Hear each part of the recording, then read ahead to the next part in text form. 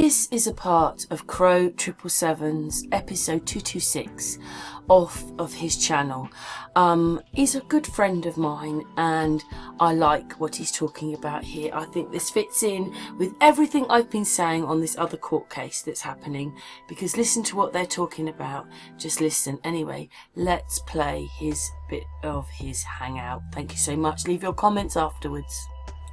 This is episode 226. Jason Lindgren is with me and Sarah G. We met Sarah through Dr. Kaufman. And that's how the introduction was made. It looks to me like the things that we're going to cover here can't possibly run on YouTube due to the recent emailed threats that both Jason and I got, a number of people got, that basically state, if you have anything to say about the world situation and COVID in particularly, that is not just nodding your head to what the mainstream news is doing, you're going to get stomped out. And as we have pointed out in the past, this is getting so insidious that it's not just myself or Jason that gets censored. We're within a community here and we regularly talk to people. So that kind of taint that they put on us goes across to other groups, which is why we have to run this way. But anyhow, welcome, Jason. Good morning, Crow. So how goes it? Oh, I'm having a wonderful day so far. How about you? Well, you know, the world's a little upside down, and it's almost astonishing to me how asleep what seems to be the majority of us are. This race card nonsense is beyond the pale. It seems that all adults have pretty much left the building. You know, there's always the possibility that that's not correct. We know that the information systems are controlled, and that always makes it difficult to have a tough view or a decent view. But what we further know is when we get these branded things like Black Lives Matter, what's actually going on is a narrative is being driven. The people who participate in that narrative may have the best of intentions in their hearts, and I'm sure most of them do. But then what happens is the counter agents come in to cause trouble. And what that's doing is driving us up to a point where we may start to hear things about the Insurrection Act. We may see Humvees coming down our streets, and all these things are illegal. I would point you back to Waco, which was the first thing that I can remember where the Constitution was trampled on, or any semblance of any rights and rules that were in this country, because the United States military cannot operate within the borders of the nation. But anyhow, do you want to jump in here, or do you got anything to add? Let's jump in. All right. Welcome, Sarah. Thanks so much for having me. And yeah, I'm with you. I feel like with Posse Comitatus being pretty much on the precipice of destruction, I mean, well, it's a priority, you know, in terms of de facto expression is gone. So yeah, this is really act 2 of the pandemic. Well, you know, I kept saying there's another shoe going to drop here. What we realize about things like this, when power is being exerted to take over things, once they gain an inch, they're never given back that inch. So as an example, I had to go to the dentist yesterday. I walked in there and they got this damn plexiglass thing around the person greeting you at the thing. And it flashed immediately in my mind, there may never be a time in my life when that plexiglass goes away. What we further see is sometimes they take things that are so obtrusive, like the plexiglass, and they say later, well, you can take the plexiglass down now because you're going to all be tested or inoculated. In other words, they take something to give it back to get something worse. And I think that's where we're at here. Jason and I went into what was about to happen here with the whole race card drop, saying if you lose order, you lose everything. But it really didn't matter at that point what the people did, because it's pretty clear that they were bussing in people to cause trouble. But where would you like to jump in here, Sarah? Well, so what I anticipated would happen, because it's been sort of seeded already into the mainstream consciousness, is this second wave, right, is supposed to erupt in the fall. So I thought we at least had the summer, right, where they would generate this sense of normalcy, and then blame everyone who protested or anyone who stood up for their rights as being the cause of the second wave, on top of the socioeconomic implosion, which is like a controlled demolition. Instead, I think they further accelerated things because so many people became aware of the discrepancy between the original case fatality predictions, which were initially 15%. That was what they said would happen. 15% of those who were infected, right, they would die. And then just recently now we see that 0.1% is most accurate, who Fauci himself published a New England Journal of Medicine editorial in March that stated that. He said this is no more serious than seasonal influenza. So with that discrepancy, clearly everyone is able to see this is a psychological operation. And then they had to push the second button here, which is, bring in martial law using the race card. That's at least what I'm seeing right now.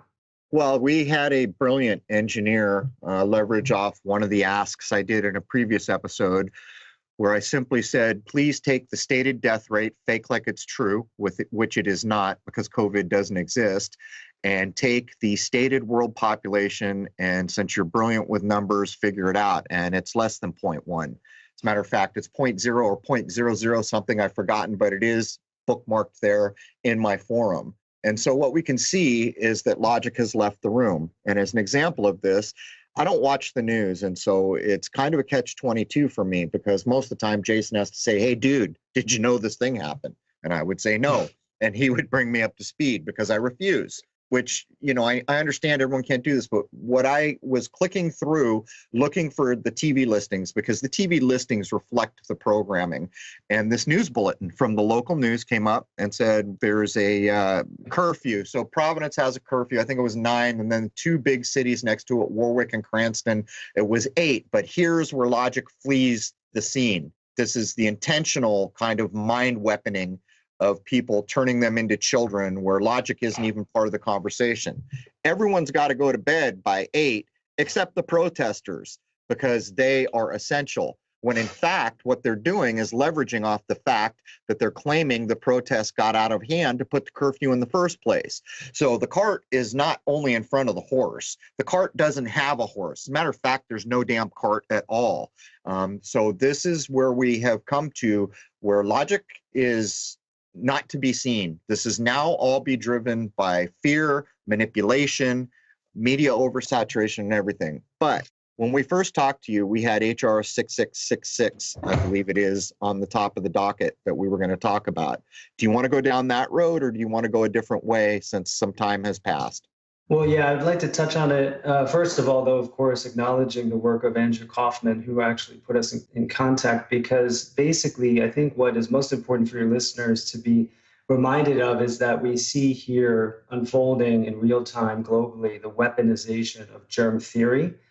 And it's a theory because Couch, Robert Couch, the physician who came up with the validating constructs for basically saying that a viral particle can jump from one person to another, causing contagion, were never proven. Like, there was never an isolation of an original, if you will, patient zero event where they were able to take this viral particle, validate it, infect animals to show that it caused the same disease, and then we isolate the particle. And so because of that, there are no tests that work. They only are able to identify nucleic acids because Kerry Mullins, who on a LSD trip came up with polymerase chain reaction technology, which is a manufacturing technique. It's not meant to identify a virus. It can't do that. It doesn't have the specificity. The tests that were employed only identify nucleic acids, which your cells are constantly excreting, either as a sign of damage or also through exosomes, which are viral-like particles. That's literally what they're called. And so that's the original PSYOP. And in fact, the birth of germ theory as a geopolitical control mechanism came through the Third Reich. And as many of your listeners probably know, thanks to you two, Project Paperclip continued that operation into the United States. And so there's so many aspects of what's unfolding here that represent decades, if not centuries, of premeditated agendas converging and now suddenly firing off. So this international coup that suspended the majority of social and economic behavior on the planet bloodlessly, I mean, it was really just so nefarious and brilliant, wasn't it? How everyone just stayed in their homes. It was a bloodless coup, and we're still in it, obviously. The majority of individuals still believe this is a real thing that we are threatened by. So the context behind this is important. Now, with HR 666, which is no accident, of course, those who follow the symbolism of so-called Luciferian or Illuminati groups, this is now here to basically put teeth onto the agenda, because contact tracing is what this bill would disperse over $100 billion worth of taxpayer money into hiring 300,000 of these snitches, basically Gestapo-like characters that will go to the home and they will force, test, isolate, treat, and if a vaccine is ready, they will be able to, through these executive orders, force vaccinate. And so this bill at present is gathering steam. It's also encompassed within the HEROES Act. So even if this doesn't pass, it will probably get funded. And it was actually devised by the Rockefeller Foundation because they released several months ago a national COVID-19 testing action plan. It's 30 pages. It goes into detail of what they're intending to do with this. So they would basically require Americans get tested weekly with these fake tests, right, that can't actually isolate a virus or determine if it is there. And so this is just the tip of the iceberg. But initially, this was really pressing. You know, there's a nonprofit organization, Stand for Health Freedom, that has put an action around this so that people can contact their local officials. I know it's sort of an outdated model, obviously, when you have revolution in the streets, if you will. But it's still a way to have impact and say, no, we do not support this bill. So that's what first brought us together. You know, I'm with you all day long. This, from my point of view now, this has been going on the tee up since the fall of Rome, whatever that was, whenever that was, in some timeline that we may never know accurately. So we just assign them the fake dates they've been given. But even in the killing off of the ideas of alchemy, the old nature-based science that could actually do so much more than science has, what they did is they slowly crept into all of science being driven by theory. And in an effort to keep common sense, a theory is an idea. And the longer a theory exists, it's less of a good idea. And if a theory has been around for more than 5, 6, 7 years, it's not a good idea at all. And yet what they do is they come up with a theory, and then if it's one they really like, they make it operating plans. And that's not how the world works. That's not how reality works. That's part of the planning. As I pointed out in the past couple episodes we've done, every time you've ever seen a black and white movie where someone says, don't sneeze on me, you're going to give me a bug, you're looking at the tee up for now, because germ theory is provably false. The idea that somehow viruses live and breathe and replicate and can make you sick or kill you is provably false, as Andrew Kaufman and many other people are trying to point out. So the scariest part of this is what you're pointing out from the Rockefeller documents, because they have openly said in those documents that they are going to locate the leaders. They're going to hose them down hard, stomp them out with law enforcement, and then after the fact, they're going to block their ability to get remedy in the legal system.